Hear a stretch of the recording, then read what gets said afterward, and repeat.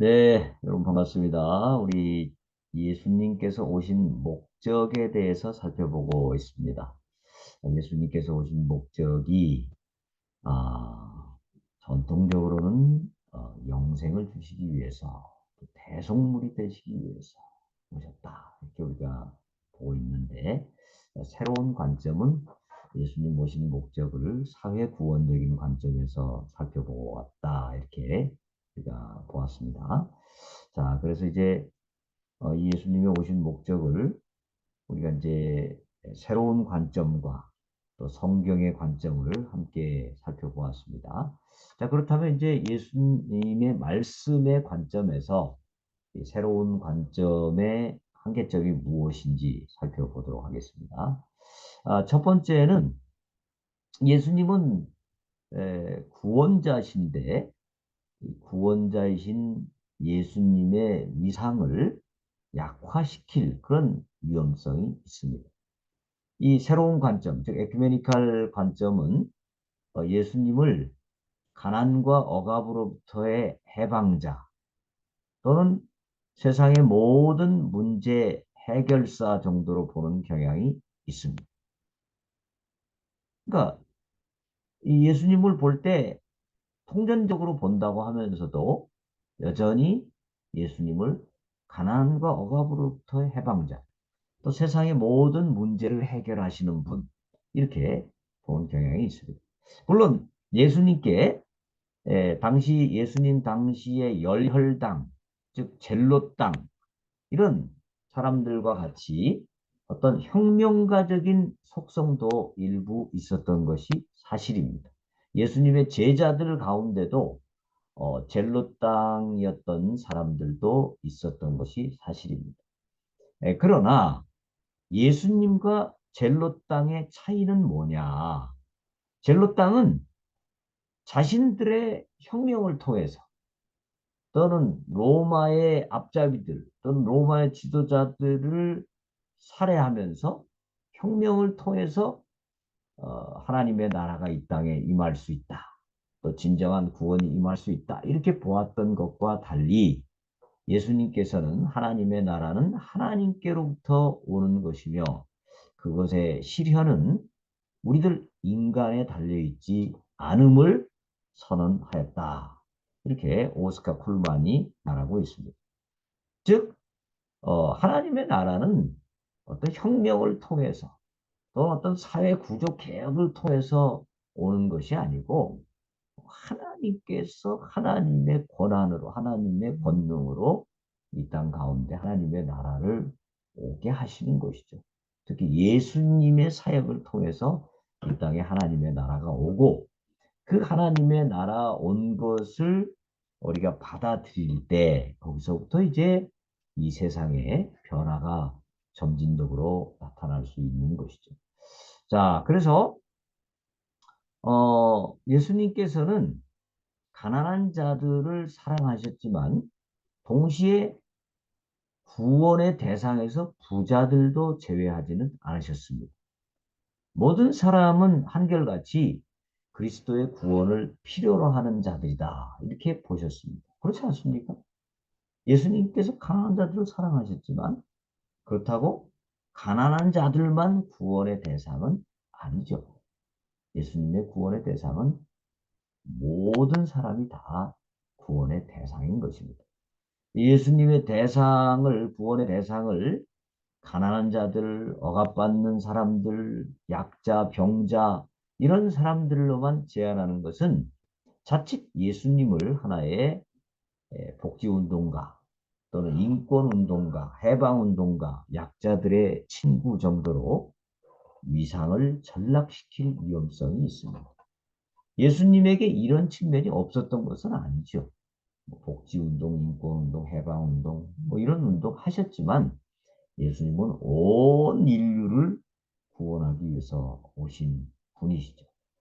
에, 이 세상에 복지운동, 또 인권운동, 해방운동, 약자들의 친구가 되는 사람들은 세상에 많이 있습니다. 예수님을 그런 부류로 동일시하게 되면 결국 예수님을 유일한 구세주이신 그 예수님을 상대화시키는 것이죠.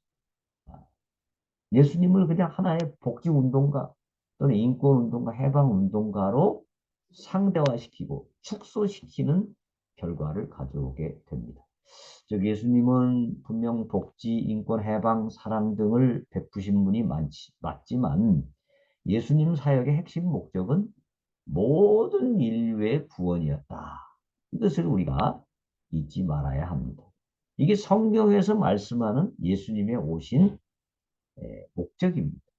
이걸 예수님의 오신 목적을 이렇게 온 인류의 구원을 위한 것으로 하지 않고 특정 사람들, 가난한 자, 억눌린 자, 또는 소외된 자, 그런 자들만을 위해서 오신 분인 것처럼 말하는 것은 이 종교의 보편성을 약화시키고 모든 인류를 위해 오신 예수님의 그 목적을 약화시키면서 예수님을 상대화시키고 예수님을 하나의 그냥 뭐 운동가 정도로 약화시키는 문제점을 낳게 된다라는 것입니다. 그래서 이 새로운 관점의 문제는 보편적인 구원을 가져오신 예수님을 너무 축소시키는 위험성이 있다라는 것입니다. 이걸 조금 더 자세히 보면 예수님께서 주신 구원의 대상 또 범위를 축소하는 가능성 이게 있다는 것입니다. 이 새로운 관점은 예수님께서 오신 목적을 영혼 구원에서 육신 구원, 경제적 구원, 정치적 구원 등으로 확장시키고 있는데 이것은 언뜻 보면 구원의 범위를 확장시키는 것처럼 보입니다. 분명히. 그렇죠?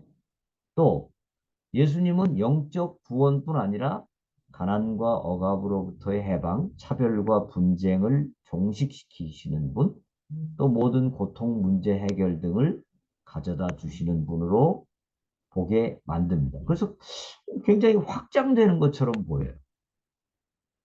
그래서 이런 관점에서 보면 전통적인 예수님 이해는 지나치게 개인 또 영적인 차원으로만 구원을 제한하는 그런 협소한 이해로 보이게 됩니다. 반면에 이 새로운 관점은 예수님이 굉장히 폭넓고 보편적인 구원을 베푸시는 분으로 보이게 만듭니다. 예수님 모든 문제를 다 해결해 주시고 모든 가난과 억압과 빈곤과 소외의 문제를 다 해결해 주시는 분으로 묘사되니까 예수님이 굉장히 그 구원의 범위가 크다 이렇게 보이게 만들죠.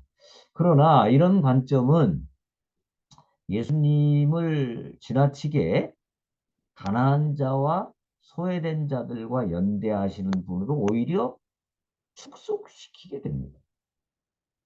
그렇죠? 이 가난 문제 해결, 인권 문제 해결 여기에만 자꾸 포커스를 두기 때문에 넓어지는 것 같지만 사실은 그 구원의 대상을 축소시킨다라는 것입니다. 예수님을 가난한 자들과 소외된 자들의 친구로 묘사하는 것은 결과적으로 부자들은 타도의 대상.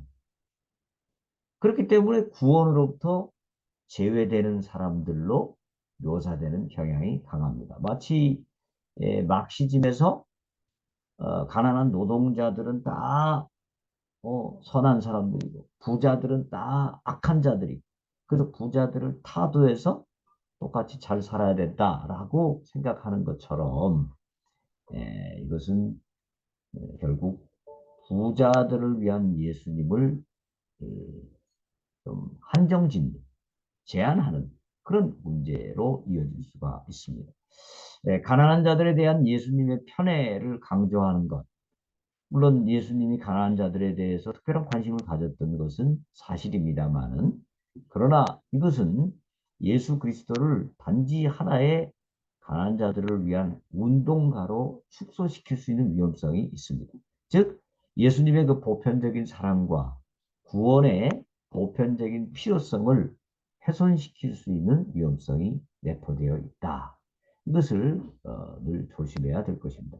이런 관점과 유사한 신학들이 기독교 역사에 많이 있었는데요. 대표적으로 자유주의 신학. 이것은 자유주의 신학은 우리의 이성을 강조하고 이성에 맞지 않는 것은 다 거부하죠. 그러다 보니까 성경에도 이성에 맞지 않는 뭐 초자연적인 것들 또는 뭐 신비한 것들 이런 것들을 다 제외시키고 이성으로 가능한 것만 받아들이게 될 때 결국 그것은 뭐만 남죠? 예수님께서 나환자들의 손을 만져주시고 육신을 만져주셨던 그 사랑의 예수님, 또 가난한 자들의 친구가 되어주셨고 세리와 창기들의 친구가 되어주셨던 그 사랑의 예수님, 그거는 남는단 말이죠. 그래서 그 예수님만 받아들이다 보니까 자연스럽게 예수님은 하나의 도덕 교사로 전락돼 버리고 맙니다. 그러면서 성경이 그 말씀하고 있는 그 복음의 풍성한 능력, 초자연적인 능력 이런 것들을 다 제외시키고 이 기독교를 단지 하나의 윤리로 전락시켜 버리고 그 다음에 예수님을 하나의 윤리적 도덕적 교사로 전락시켜 버리는 이런 문제가 발생하게 되었다라는 것입니다. 또 마찬가지로 해방신학도 예수님을 단지 하나의 해방운동가로 전락시키고 마는 것입니다. 결론적으로 이런 그 자유주의 신학, 또 해방신학, 그리고 예수님에 대한 새로운 관점의 이 에큐메니칼 신학, 이런 것들은 공통적으로 인류의 보편적인 구세주이신 예수님을 약화시키고 그 결과로 전도와 교회가 심각하게 약화되는 그런 경향이 나타난다라는 것입니다. 전도보다는 나가서 해방운동, 도덕운동 이런 것 하도록 만들다 보니까 이게 교회가 복음 전도에 많은 힘을 쏟지 못하게 되는 그런 문제로 이어질 수 있었다라는 것입니다. 자, 그래서 이제 예수님께서 지니셨던 선교 목표, 예수님께서 이 땅에 오셔서 사역하셨던 선교의 목표, 그리고 그것과 맥을 같이 해야 되는 교회의 선교 목표, 이것을 우리가 함께 살펴보겠습니다. 예수님 다양한 일을 하셨죠. 그러나 핵심 목표를 늘 지니고 계셨습니다. 가난한 자를 먹이셨고, 세리와 죄인들의 친구가 되어 주셨고, 모든 억압으로부터 해방 사역 하셨죠. 일부 하셨죠. 그러나 예수님의 핵심 목표는 아까 우리가 예수님의 말씀에서 지난 강의에서 살펴보았듯이 예수님은 전도하기 위해서 오셨고 온 인류를 구원하시기 위한 대속물로 오셨고 또 영생을 주기 위한 양식으로 자신의 살과 피를 주시기 위해서 오셨다라는 것을 우리가 살펴보았습니다. 그러니까 예수님의 사역은 결국 어떤 영생을 얻도록 하는데 자신을 대속물로 주신 것이죠. 그것을 또 널리 알리시는 전도를 하시기 위해서 오셨다. 그것이 핵심적 예수님의 사역이다라고 보겠습니다. 자, 이 통전적 신학 또는 총체적 신학은 이런 그 핵심이란 말, 우선성이란 말, 그리고 그것이 아닌 것들은 부차적이다. 이렇게 말하는 것을 굉장히 불편해 합니다.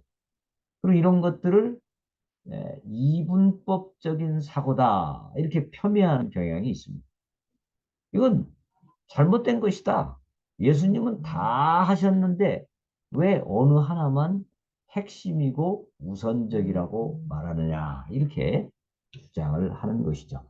그래서 이제 이 통전적 신학은 결국 영적인 차원과 육적인 차원, 또 개인적인 차원과 사회적인 차원, 인간의 차원과 모든 피조물의 차원이 모두 다 똑같이 소중하다.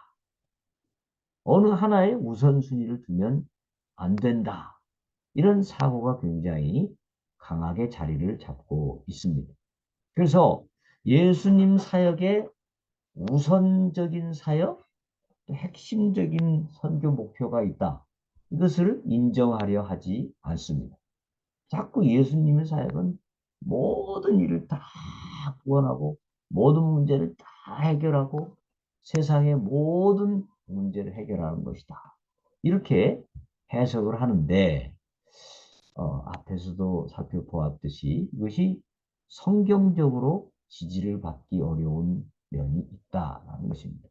자, 그래서 이 통전적 신학은 통전적 시각, 모든 것을 다 통전적으로 다 봐야 된다.